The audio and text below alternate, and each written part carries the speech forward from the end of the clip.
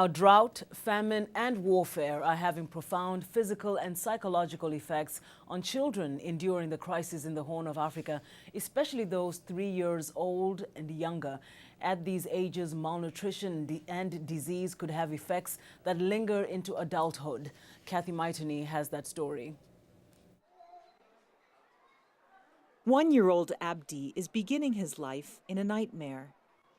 He is dangerously malnourished, a condition aggravated by chronic diarrhea.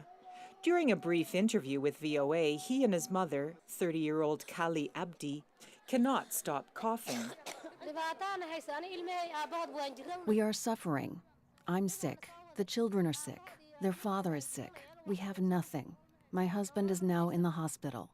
The mother of 6 explains that Abdi and her family's health woes began when they fled Somalia. Where would we sleep?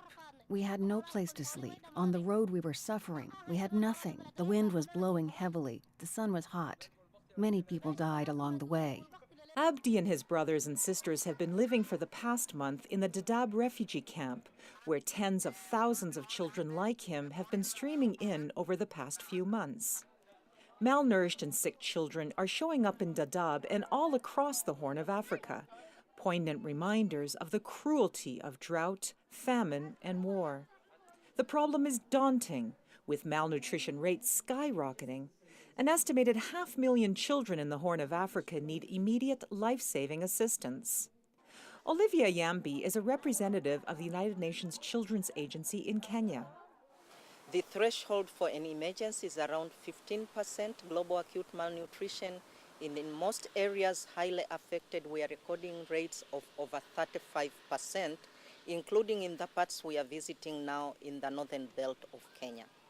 Most of the children who are severely malnourished are very young children, children under the age of 3. And that has serious long-term implications, says Rosalind Mullo, the European Commission's nutrition expert in charge of the Horn of Africa. So they will have challenges when it comes to academic proficiency in the future, meaning that it would even roll down to when they reach adulthood, governments will not be able to have productive workers. It would also have an impact on them in the sense, particularly girls, when they become mothers, they'll not be able to give birth to well-nourished children, something known as the low birth weight children. Mullo says there's need for long-term programs and services to help children develop physiologically and perhaps reverse some of the effects of what they are going through now. But it is not just malnutrition and other physical calamities that children and their families find debilitating. Mumino Mohammed and her 8 children walked for 18 days to get to Dadaab. The children were separated from their disabled father while fleeing Somalia.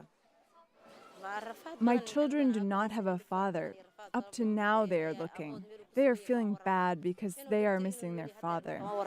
The UN Children's Agency Yambi says the loss of family members has a dramatic psychological impact on children. During the long distances of walking, some parents die on the way, some children die on the way. And children are directly exposed to these very traumatic experiences.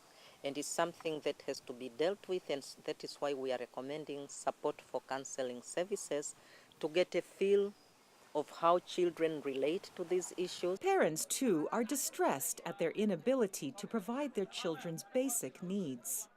Kali Abdi says she is too weak to even breastfeed Abdi, a basic and key role in a mother's life. Cathy Majtenyi for VOA News, Dadaab.